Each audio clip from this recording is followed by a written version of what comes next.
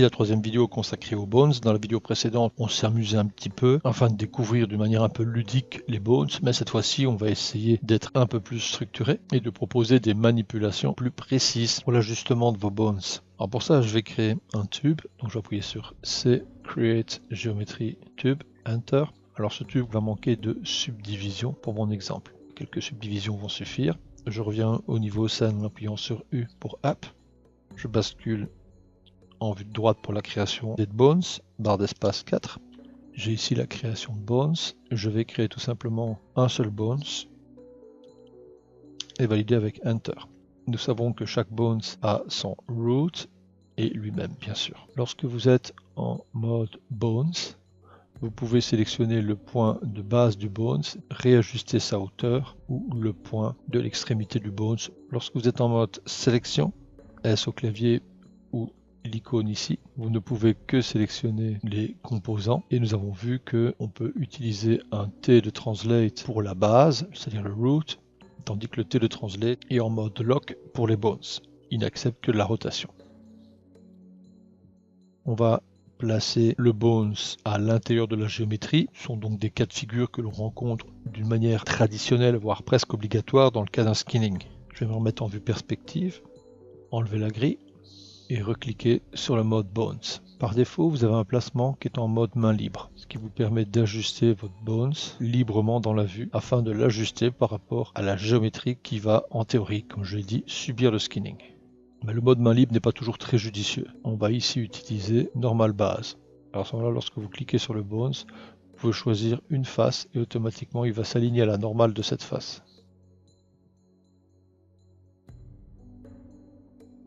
Vous pouvez par la suite revenir en mode freehand et le réajuster par rapport à la normale sur laquelle il vient de s'aligner. L'autre technique, c'est View Base. Quand vous voulez le déplacer, vous avez comme ça un alignement qui se fait par rapport aux faces que vous choisissez.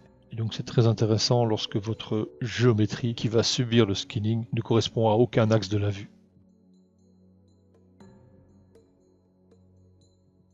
Je rebascule en main libre. Dans ce cas-ci, mon tube n'a aucun intérêt en termes d'exemple. Pour déplacer la longueur du bones, vous avez les alignements qui se mettent par rapport à la vue. Nous savons qu'avec la touche M, en toute logique, on peut choisir différents types d'alignements.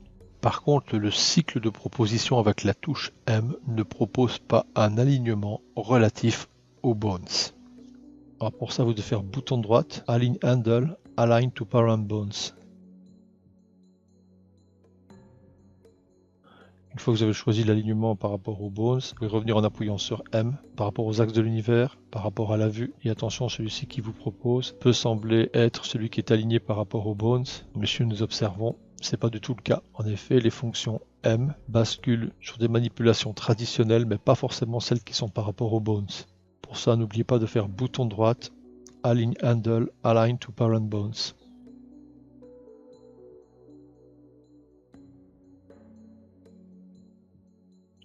Un autre petit plus par rapport aux bones, je suis dans la vue de droite, je crée les bones.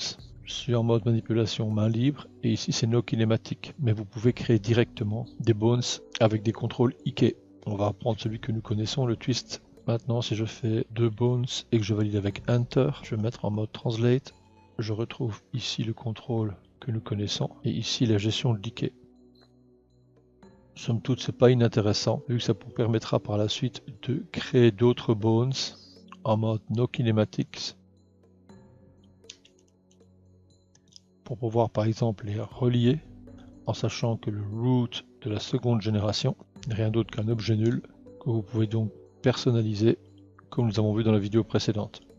En effet, si je prends l'IK étant son parent, il va donc le suivre, et si je prends le root qui est ici, il va donc entraîner la suite. Barre d'espace 1 pour être en vue perspective, et celui-ci entraînera l'orientation de toute ma structure. Vous voyez donc que l'intérêt des vidéos, c'est d'avoir une compréhension de ce qui se passe dans la création d'une structure, même basique.